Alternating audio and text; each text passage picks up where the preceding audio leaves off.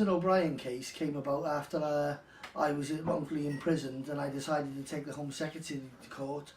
over banning journalists from visiting prisoners. At the time, Michael Howard decided that prisoners didn't have a right to have oral interviews with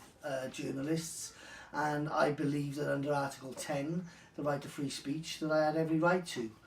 So we took it to the High Court, and we won the first round.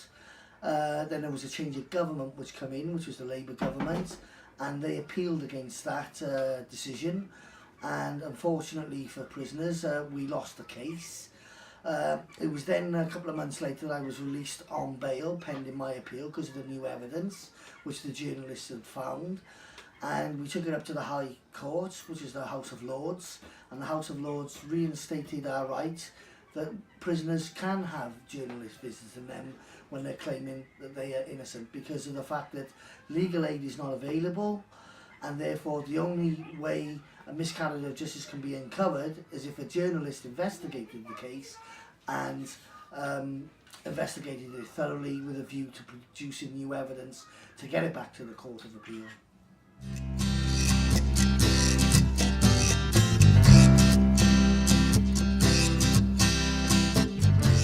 The importance of Jeremy Bamber being able to give a live interview or even a pre-recorded interview to do with his protestations of innocence is so important, because the public will be able to see that he's a real person and not this monster which has been portrayed in some of the tabloid press. And I think this is what the authorities are afraid of,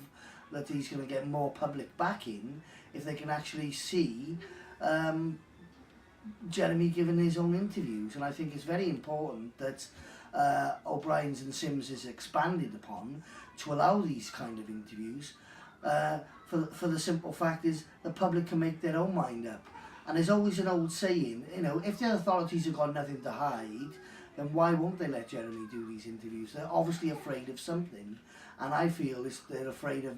one thing in particular, is that the public are going to be on his side once they see the new evidence, which hasn't been placed before any judge or jury since the case happened, you know, all those years ago. I mean, it's totally changed the whole picture of what allegedly happened on that particular night, and shows Jeremy to be telling the truth all along. So I think that's the reasons why. But I think the most important thing is they should also bring in a lie detector test to substantiate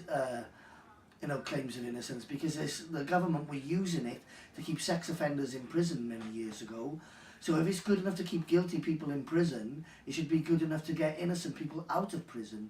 And I think Jeremy's passed the lie detector test, and I think that speaks volumes.